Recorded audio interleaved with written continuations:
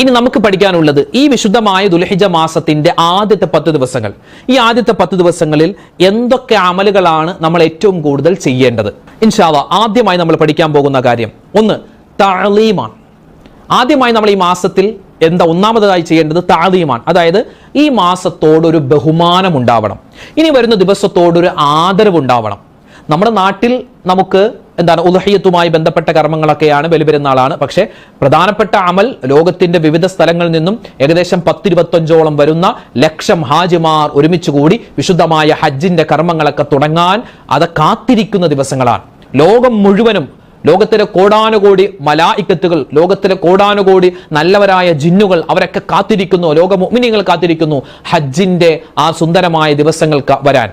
അപ്പോൾ ഈ മാസം വലിയ ബഹുമാനം, ആദരവ് നമ്മൾ കൊടുക്കണം. അങ്ങനെ ഉണ്ടെങ്കിൽ തന്നെ അല്ലെ വമയുഅല്ലിം ശആഇറല്ലാഹി ഫഇന്നഹാ മിൻ തഖ്വൽ ഖുലൂബ്. ഈ മാസത്തെ അല്ലാഹു ആദരിച്ച മാസം കൂടിയാണിത്.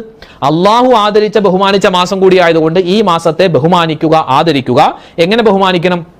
നന്മകൾ ഒരുപാട് കൊണ്ട് ചെയ്യുക, തിന്മകളിൽ നിന്നും മാറി നിൽക്കുക, മാത്രമല്ല സുന്നത്തായ കർമ്മങ്ങൾ ധാരാളമായി ചെയ്യുക. ഇങ്ങനെയൊക്കെയാണ് ഈ മാസത്തെ ബഹുമാനിക്കേണ്ടത്. അപ്പൊ ഈ മാസത്തെ ബഹുമാനിക്കുക, ആദരിക്കുക. അതെങ്ങനെയാണെന്ന് പറഞ്ഞു. അപ്പോൾ ഒന്നാമത്തെ കാര്യം ബഹുമാനം ഉണ്ടാവണം, നന്മകൾ അധികരിപ്പിക്കണം. 2, ആ നന്മയിൽ പ്രധാനപ്പെട്ട ഒന്നാണ് വിശുദ്ധമായ ഖുർആൻ പാരായണം. ഖുർആൻ പാരായണം, പ്രത്യേകിച്ച് സൂറത്തുൽ ഫജ്ർ എല്ലാ ദിവസവും ഇൻഷാ അല്ലാഹ് ഓതാൻ പ്രത്യേകം ശ്രദ്ധിക്കുക. സൂറത്തുൽ ഫജ്ർ ദുൽഹിജ്ജ മാസത്തിന്റെ ആദ്യത്തെ ദിവസങ്ങളിൽ ഓതാൻ പ്രത്യേകം ശ്രദ്ധിക്കേണ്ടതുണ്ട്. സൂറത്തുൽ ഫജ്ർ ഓതിയാൽ പാപങ്ങൾ അല്ലാഹു തആല പുറത്തു തരുകയും ദറജകൾ, നമ്മുടെ പദവികൾ അല്ലാഹു തആല ആഖിറത്തിലും ദുനിയാവിലും ഉയർത്തുകയും ചെയ്യുമെന്ന് നമുക്ക് കിതാബുകളിൽ കാണാം. അതോടൊപ്പം തന്നെ ഓതേണ്ട മറ്റൊരു സൂറത്താണ് സൂറത്ത് യാസീൻ. യാസീൻ സൂറത്ത് നമ്മൾ എല്ലാ ദിവസവും ഓതാറുണ്ട്. പക്ഷേ ദുൽഹിജ്ജ മാസത്തിൽ പ്രത്യേകിച്ച് മഗ്രിബിന് ശേഷം യാസീൻ ഓതൽ പ്രത്യേകം നല്ലതാണ്.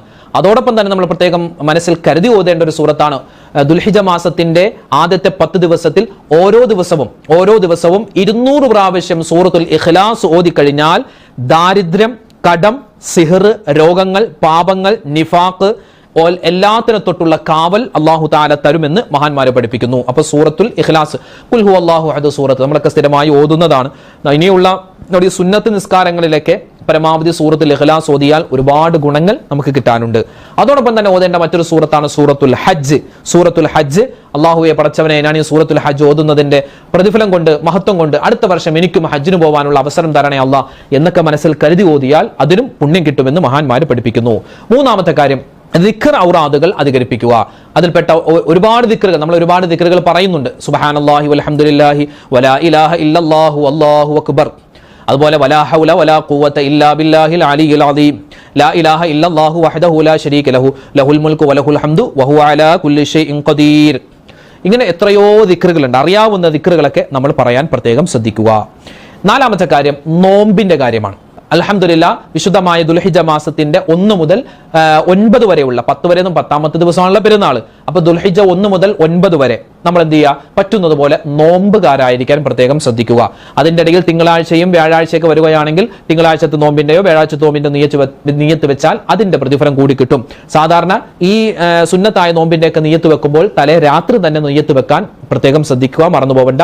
ആദ്യം റമളാനിൽ നഷ്ടപ്പെട്ടു പോയ ഒരു നോമ്പ് അല്ലാഹു തആലക്ക് വേണ്ടി ഞാൻ പിടിച്ചുവിടുന്നു.